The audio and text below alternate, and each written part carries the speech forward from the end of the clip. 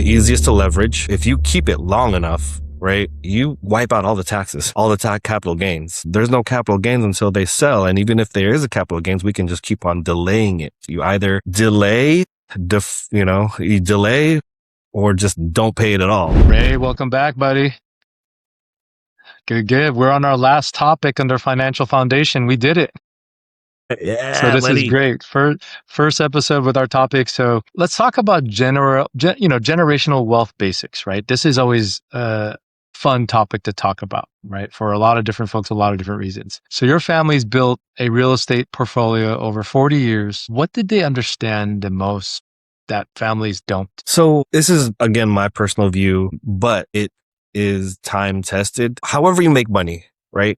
Whether it be W-2, whether it be, own a business or what have you. That's how you make money, how you keep money. And this is my view is you have real estate. And the reason why you want to build generational wealth with real estate is because it's the easiest to leverage. Two, it's, if you keep it long enough, right, you wipe out all the taxes, all the capital gains. When your family has created, a big portfolio of, real estate investments, there's no capital gains until they sell. And even if there is a capital gains, we can just keep on delaying it. You either delay, you delay or just don't pay it at all, right? And what happens when, they pass away and it transfers over, that wealth just gets stepped up, which is now yours, and they don't have to pay the tax on that. They died, and they don't have to pay the tax on that.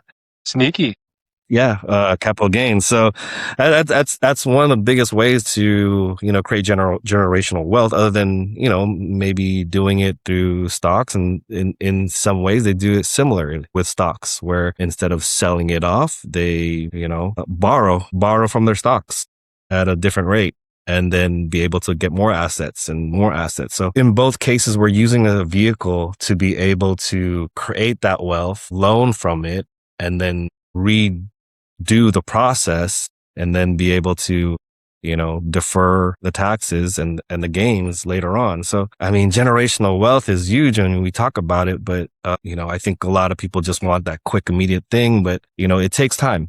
It takes time. Getting rich is very slow. So being able to keep it is the hard part, and to know the right people, to know the right strategies, what vehicle you want to invest in is key. And then for us, it was real estate for us. Definitely. Just because there was so much more tax managed. We understood the tax law. We understood what to do and be able to figure out like, hey, this is the best for us, since we can, put that money down and be able to leverage, 80% of it. 100% of it. So yeah, that was the key for us, is that generational wealth in real estate. So looking into more properties right now, one of the biggest things that we that came our way is the fact that, bonus depreciation is gone back to 100%, for, some of the special cases in tax law that we have right now. So it's a blessing for us. So yeah, take advantage of it if you can. If you don't have, what you think you might need, there's also a lot of people that, could help out too, as far as like getting a group together, forming it, and being, a minority share. So Yeah. It's interesting too, when you say the 40 years, right? They never sold, and my assumption is like, hey, when they made upgrades, it became a rental because you could do that.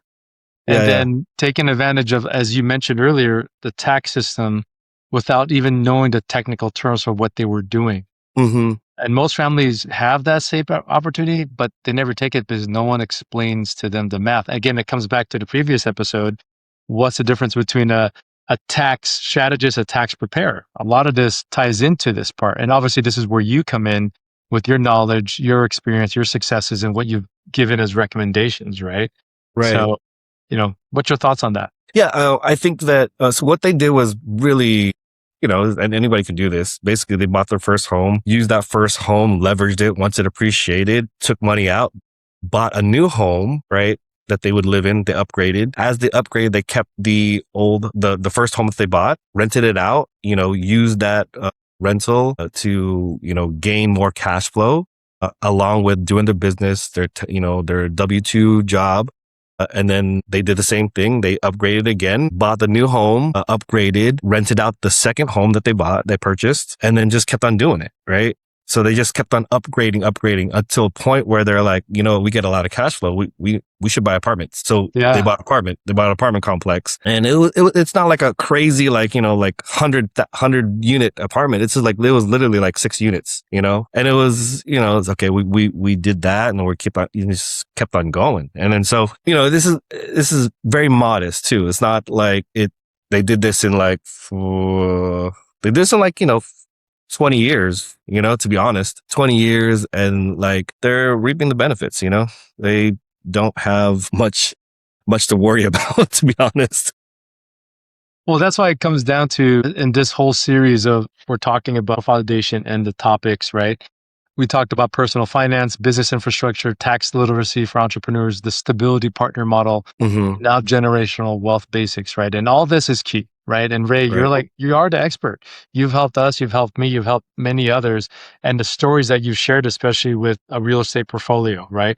There are things, and the net of this message is a lot of folks don't know Yeah. and it is hard to find quality people, and you can't just Yes. rely again on some of these AI tools because yeah, it has information, but it's not a strategist for you. Because guess what? Are you going to Right. go upload all your financial assets online? Absolutely not. Right. You're not going Right. to give all your assets and everything you own globally or whatnot. So, Ray, Yeah. I just want to thank you for this financial foundation series of Of course. episodes we've gone through. This is great. And, the next one we'll be covering business structure setup.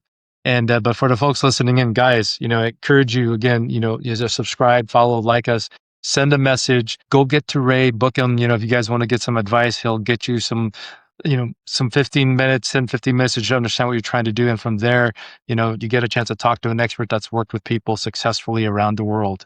So Ray, thank you for your time again. I appreciate it, value it. And as always a pleasure to see you, my friend. Take care. Bye. Cheers.